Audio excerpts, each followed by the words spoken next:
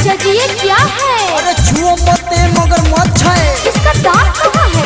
ये बिना दांत के है, संभल के पकड़ो नहीं तो काट लेगा, भूल जाओगे।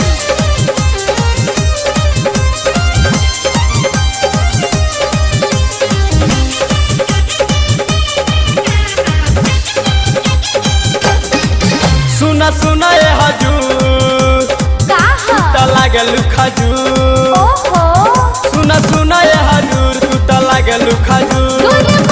कहे भीरिया जा। हाँ, हाँ, हाँ। राजा जी छोड़िए ना, दुख रहा है। यही दिन के तो इंतजार रहे। आवाना धारी पंजा, आवाना धारी पंजा, आवाना धके पंजा मारी काटा कच माजा। आवाना धारी पंजा, आवाना धारी पंजा, आवाना धके पंजा मारी काटा कच माजा।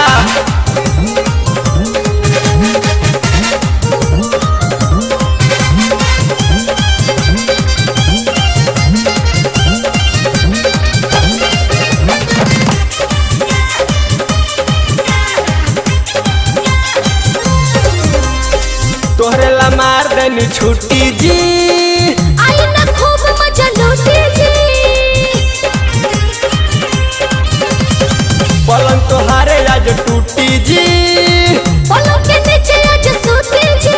आज दे दा हमके दिल, देह कर तनी ढील। छोड़ ना, आज दे दा हमके दिल, देह कर तनी ढील। मन पूरा करेली ही राजा। हाँ, हाँ, हाँ। अरे आइए ना, मार के पलट जाइए। तो झट से करवट जाइए। आवाना धारी पंजा, आवाना धारी पंजा, आवाना धके पंजा करी कचा कच माजा। आवाना धारी पंजा, आवाना धारी पंजा, आवाना धके पंजा मारी कचा कच माजा।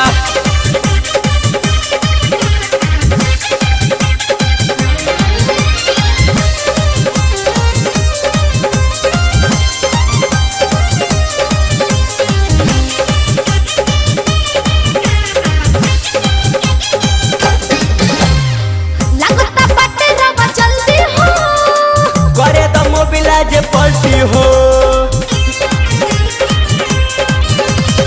ना दाता होई भारी गलती हो। पीली हो गुड़ी और हरदी हो, पूरा पियर दीवाना काहे कर ताड़ू माना। पूरा पियर दीवाना काहे कर ताड़ू माना। मजा मारे में बड़ी सजा। हाँ, हाँ, हाँ। अरे मार दिया रे साला। रानी धरो ना ये भाला। आवाना धारी पंजा, आवाना धारी पंजा, आवाना धके पंजा मारी कचा कच माजा। आवाना धारी पंजा, आवाना धारी पंजा, आवाना धके पंजा मारी कचा कच माजा।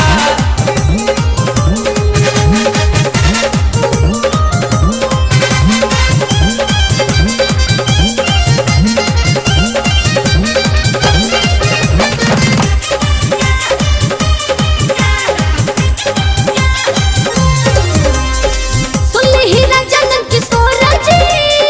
लागत कई देबू भोरे जी, कहे अनिता अब छोड़ी जी। प्रतिभा खेते आज कोड़ब जी। नइखे गोलुआ के डर नो कहे अमित बुआ, आउच। नइखे गोलुआ के डर कहे अमित बुआ। सब तोहरे हमाले के खा जा। हाँ, हाँ, हाँ। अरे आइए ना, जल्दी गोल बनाइए ना। तो देह घुमाइए ना। आवाना धारी पंजा, आवाना धारी पंजा, आवाना धके पंजा मारी